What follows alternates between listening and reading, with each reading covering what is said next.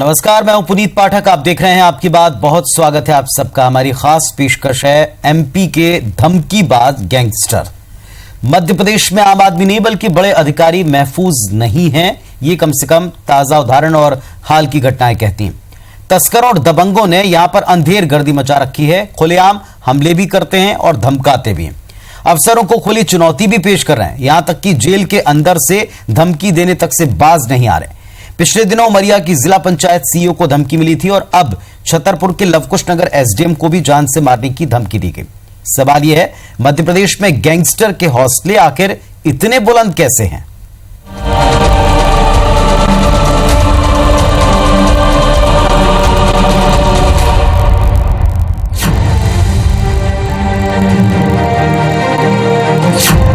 मध्य प्रदेश में रंगदारों की पौबारा, अफसरों को गुंडों की खुली चुनौती। कानून से नहीं डरते एमपी के शौहदे। मध्य प्रदेश में दो चौंकाने वाले वाकये। एक में उमरिया जिला पंचायत सीईओ को जान से मारने की धमकी दी गई, तो दूसरे वाकये में लवकुश नगर की एसडीएम को रेत तस्कर ने खुले तौर पर धमकाया। दरअसल एसडीएम हेमकरण धुर्वे ने रेत तस्करों के जब्त ट्रकों को जब दबाव के बाद भी नहीं छोड़ा तो उन्हें गोली मार देने की धमकी दी गई। इसके बाद एसडीएम ने चंदला थाने में इसकी शिकायत की। लवकुश नगर एक ऐसा इलाका है जहां रेत तस्करों का लगभग एक छत्र राज्य है। परिवहन करते हुए ट्रक पाए गए और इसमें जब्ती की कार्रवाई शुरू की गई। 4 ट्रक जब्त कर हम लोग कार्रवाई करके वापस लवकुश नगर लौटे तो चंदला क्षेत्र में इसी के आगे एक नंबर से मोबाइल से धमकी दी गई थी, जिसमें आपने आपको संदेश में बताया था कि अगर ये कार्रवाई अगर आप करेंगे तो आपको गोली मार दी जाएगी। जिसकी सूचना तत्काल कलेक्टर महोदय को दी गई और एफआईआर कराई गई। इसके पहले आईएएस सोनिया मीना को भी इसी तरह धमकी मिल चुकी है। सोनिया मीना अभी उमरिया में पदस्थ हैं। इसके पहले वो छतरपुर के राजनगर में एसडीएम थी। तब उन्होंने रेत तस्कर अर्जुन सिंह के खिलाफ कड़ी कार्रवाई की। उसी दौरान अर्जुन सिंह ने उसे गाली गलौज की और जान से मारने की धमकी दी। इसके बाद उसे गिरफ्तार किया गया। इस वक्त वो जेल में है, लेकिन आरोप है कि उसने जेल से ही सोनिया मीणा को जान से मारने की धमकी दी। अर्जुन सिंह के केस में गवाही देने के लिए वो छतरपुर आने वाली हैं, इसीलिए इस धमकी को गंभीरता से लिया गया और उनकी सुरक्षा बढ़ाई गई। सोनिया मीणा ने धमकी की शिकायत एसपी और मुख्य सचिव से की है। जेल के अंदर से धमकी देने की बात सामने आने पर मामला और संगीन हो गया। हालांकि जेल अधीक्षक कहते हैं कि जेल के अंदर से धमकी देना मुमकिन नहीं है। जेल से तो नहीं, ऐसा कोई स्रोत नहीं है धमकी देने का, तो बाहर का कोई भी कह नहीं सकता। सप्ताह में 3-3 दिन तलाशी लेती है, देखती रहती है कि उनकी जो पूर्व पदस्थापना है उसमें उनके द्वारा जो कुछ काम किए गए थे उनको लेकर उन्हें सुरक्षा को खतरा बताया था। तो उस समय उसका पूरा आंकलन किया गया और किया जाने के बाद उनकी व्यक्तिगत सुरक्षा और उनकी जो आवास की सुरक्षा है, दोनों सुरक्षा का आकलन करके पर्याप्त सुरक्षा व्यवस्था मुहैया कराई गई। इन दोनों घटनाओं ने फिर वही सवाल खड़ा किया, क्या मध्य प्रदेश में कानून का कोड़ा अब डराता नहीं? क्या वो गैंगस्टर के हाथों का खिलौना बन गया है? अगर ऐसा नहीं तो क्यों गुंडे बदमाशों के हौसले इतने बुलंद हैं कि वो आला अफसरों को जान से मारने की धमकी देते भी नहीं डर रहे? Bureau report, IBC 24। तो जब भी कभी हम ये कहते हैं कि माफिया बुलंदी पर है, हम ये कहते हैं कि उत्खनन को लेकर के या अवैध परिवहन को लेकर के बेलगाम हो चुकी व्यवस्था, तो आप ये कह सकते हैं कि शायद ये मीडिया ज्यादा या एग्जैजरेट करके दिखा रहा है। लेकिन जब कभी किसी अधिकारी को कार्रवाई करने के बाद धमकाया जाता है और उसकी खबर भी दिखाते हैं, तब इस पर क्यों लोग मौन हो जाते हैं? हमारे साथ इस विषय पर बातचीत करने के लिए 3 खास मेहमान जुड़ रहे हैं। आपसे परिचय करा दें। भोपाल से हमारे साथ में मोहन यादव जी जुड़ रहे हैं, बीजेपी के विधायक। अजय शाह जी जुड़ रहे हैं, अध्यक्ष हैं एसटी सेल कांग्रेस पार्टी के। और साथ में ही अजय सिंह डबाज साहब, रिटायर्ड IAFS ऑफिसर। आप तीनों का इस चर्चा में हम स्वागत करते हैं। सबसे पहले मोहन जी, आप ही से सवाल है, सत्ता पक्ष के सामने अगर आप इस बात का उदाहरण रखो कि यहां पर बेलगाम व्यवस्था है, तंत्र काम नहीं कर रहा, तो आप कहते हैं कि नहीं, हम कार्रवाई कर रहे हैं। जो कार्रवाई करता है उसको धमकी मिलती है, हम कहते हैं कि यहां भी आपका तंत्र थोड़ा कमजोर दिख रहा है और हौसले बुलंदी पर है माफिया के, तब भी आप कहते हैं कि मीडिया ज्यादा दिखा रहा है। लेकिन अब तो अधिकारी खुलकर कह रहे हैं, इसकी एफआईआर तक करा रहे हैं कि उनको धमकाया जा रहा है माफिया के द्वारा। तो क्या वाकई तंत्र काम कर पा रहा है या करने दिया जा रहा है उसको?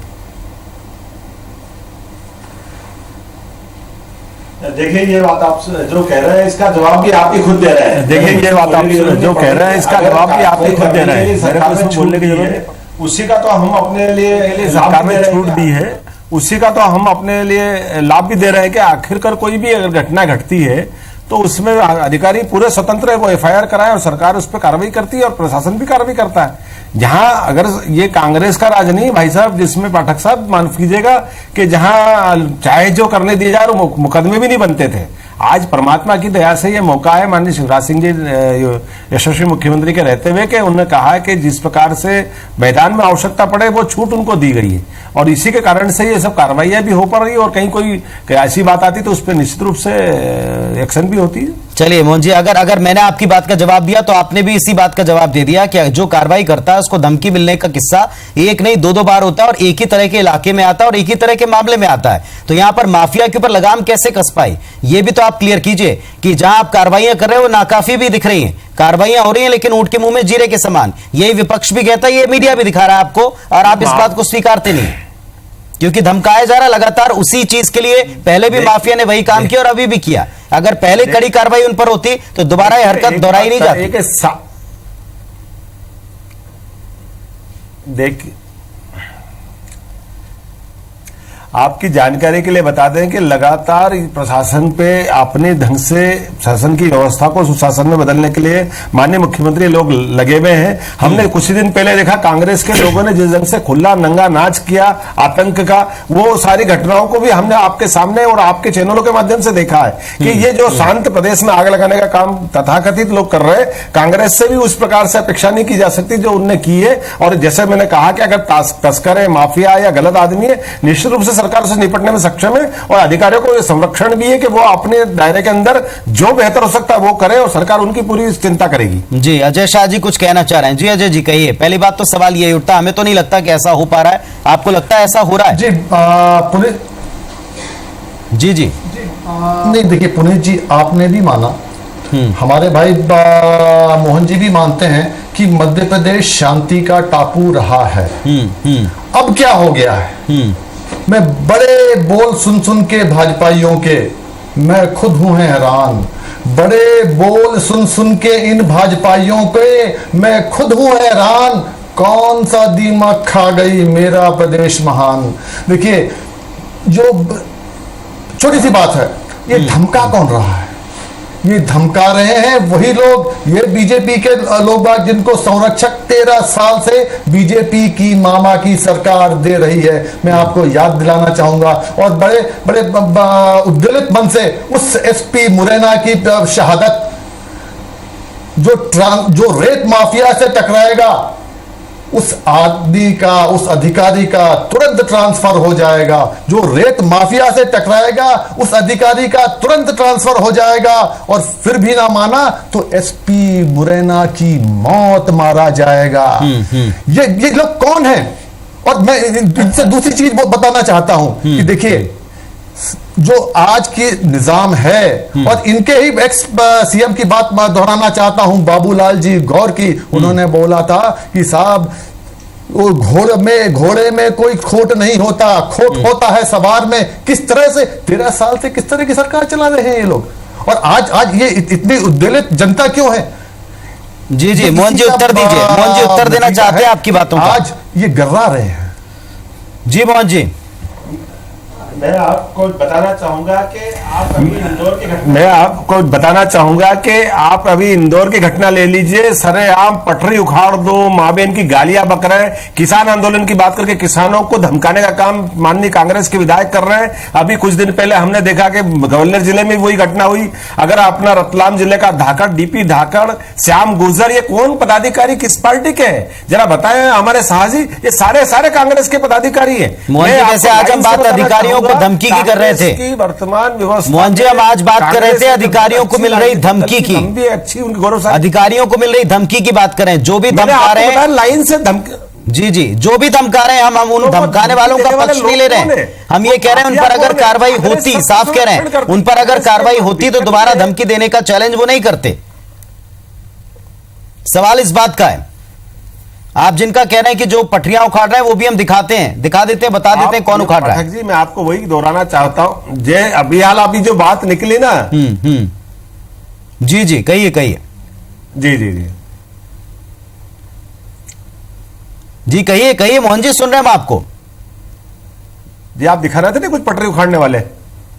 पटरी उखाड़ने वालों की तो बात ही नहीं हो रही, आज हम बात कर रहे हैं। मैंने आपसे कहा कि हमारी सरकार के रहते हुए हम किसी प्रकार से किसी गलत काम करने वालों को कोई संरक्षण नहीं देते हैं। हम लगातार कोशिश कर रहे हैं कि जो कानून हाथ में लेगा कड़ाई से सरकार उससे निपटती है। हमने सबने देखा कि भोपाल के अंदर सिम्मी के तथाकथित माफियाओं के साथ में जिन लोगों ने कनेक्शन दिए थे, न केवल उनको पकड़ा भी गया और जिनको लगता था कि ये वाकई इस संसार में जिस ढंग की घटनाओं को दोबारा अंजाम देंगे तो वो मारे भी गए। ये 24 घंटे के अंदर इतनी बड़ी कार्रवाई करने के लिए लॉ एंड ऑर्डर का इससे बड़ा कोई उदाहरण नहीं हो सकता है कि हम अपने सरकार के रहते हुए किसी भी चुनौती से निपटने के लिए हमको किसी के सर्टिफिकेट की आवश्यकता नहीं। और ये जो आपने बात की हम निश्चित रूप से उस पर भी गौर करेंगे। अगर ऐसी घटनाएं बढ़ती तो उसको भी उस मैटर पे कार्रवाई करने के लिए शाह साहब कहिए, किसी के सर्टिफिकेट की जरूरत नहीं है, लेकिन साहब जो चीजें सामने आ रही है उस पर ये सवाल पूछे जा रहे हैं। के लिए जो लगे शाह साहब कहिए, स्वतंत्र है। जी कांग्रेस को तो आप पूछने का अधिकारी नहीं, आप हमारे जो आदमी मेहमान बैठे हैं उनसे बात कर लीजिए। कांग्रेस तो अपना एक कर्मकांड करने वाली है। कांग्रेस के पास कोई क्या कहने के लिए बचा है? कांग्रेस कम से कम सर सवाल कब कहा किससे करना, ये अधिकार तो छोड़िए मीडिया के पास। को निकाल के बताए, कांग्रेस अपनी खटीक मैडम को बता के निकाल के। मोहन जी कब किससे प्रश्न करना, ये अधिकार छोड़ दीजिए। लगातार ऐसे असामाजिक तत्वों को बढ़ावा देने में। मोहन जी कब किससे सवाल पूछना, ये अधिकार तो छोड़ दीजिए। मीडिया के पास में कम से कम ये अधिकार छोड़ दीजिए। शाह साहब अपनी बात कहिए। किया है कांग्रेस सार्वजनिक रूप से माफी मांगे इस बात के लिए। नहीं, मैं तो सब बड़े भाई को ये बताना चाहता हूं कि अगर अभी ताजा है, अभी तो जख्म हरे हैं, भरे भी नहीं हैं। 6 लोग तो काल कलवित हो गए हैं। किसकी गोली से?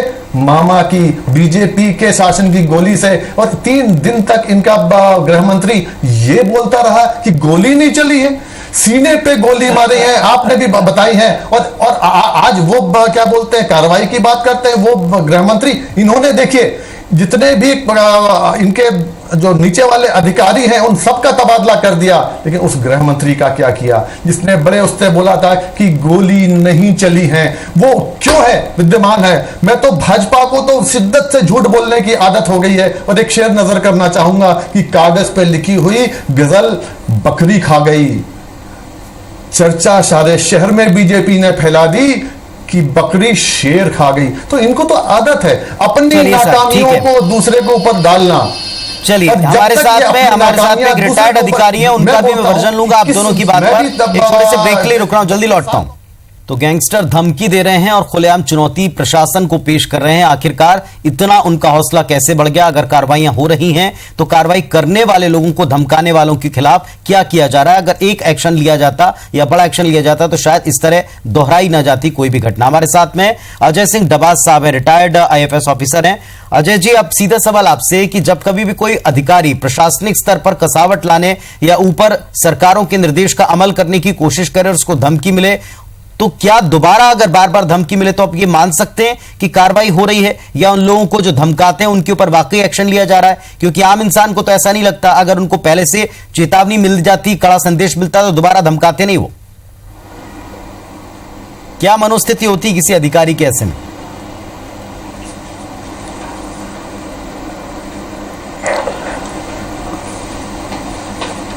इस केस में जो सानिया मीना जी को जो धमकी मिली है वो ये स्पष्ट नहीं हो रहा है कि वो जेल से मिली है क्या, या जिनके साथ जिनका ट्रैक्टर पकड़ा गया था उनके आदमियों ने धमकी दी है। अगर ये जेल से धमकी दी गई है तो ये बहुत ज्यादा गंभीर मामला हो जाता है, और जेल के बाहर से भी दी गई तो भी ये बहुत ही गंभीर मामला है। पिछले कई वर्षों से देखने में आ रहा है कि अक्सर जब इस तरह की कार्रवाई होती है तो खासतौर से जो माइनिंग के, अवैध माइनिंग से जुड़े लोग हैं, वो इस तरह की हरकतें लगातार मध्य प्रदेश में कर रहे हैं। और जब हरकतें लगातार हो रही हैं और कोई ऐसी इफेक्टिव कार्रवाई देखने को नहीं मिलती जिनके द्वारा ये इस तरह की धमकियां दी जा रही हैं या सरेआम जो अवैध कार्रवाई हो रही है, तो लगता है कहीं ना कहीं जो है वो उनको कुछ प्रशय मिला हुआ है ऐसे असामाजिक तत्वों को जो अवैध माइनिंग में लिप्त हैं या दूसरी गतिविधियों में लिप्त हैं।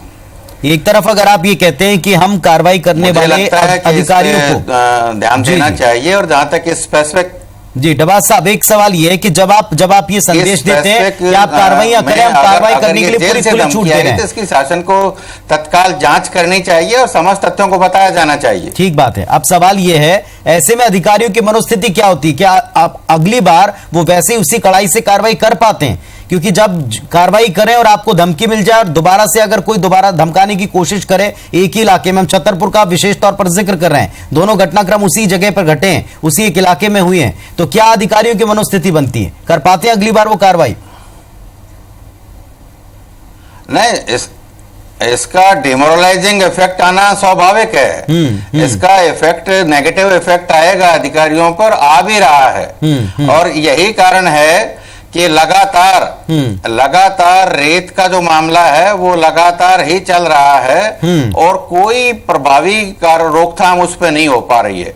अगर अधिकारियों को पूर्ण संरक्षण मिले तो कोई वजह नहीं है कि इस तरह से अवैध गतिविधियां रेत के कारोबार में जारी हों या दूसरे भी किसी किस्म की। मोहन जी, अब आप बात सुन रहे होंगे, ये एक ऑफिसर कह रहे हैं, संरक्षण दें, क्योंकि मोहन जी अब आप सुन रहे होंगे, एक ऑफिसर ये बात कह रहे हैं जिनका तजुर्बा है इस तरह काम करने का, मॉरल गिरता, हम भी इसीलिए कह रहे हैं अधिकारियों का मॉरल गिरता है। आप एक तरफ कहते हैं कि उनको हमने आजादी दी कि आप कार्रवाई कीजिए, लेकिन जब वो कार्रवाई करते हैं तो उनको धमकाया जाता है, दोबारा से उनको फिर धमकी मिलती है। तो अगर आजादी दी है तो पूरी तरीके से उनके साथ में सबको खड़े रहना चाहिए, और फिर अगर ऐसा होता है तो वाकई में फिर दोबारा से धमकी देने की कोई हिम्मत नहीं करता, मतलब प्रश्रय है कहीं से। इस बात के ऊपर क्या कहेंगे आप? इसमें कहीं कांग्रेस के रोल की हम बात ही नहीं कर रहे हैं।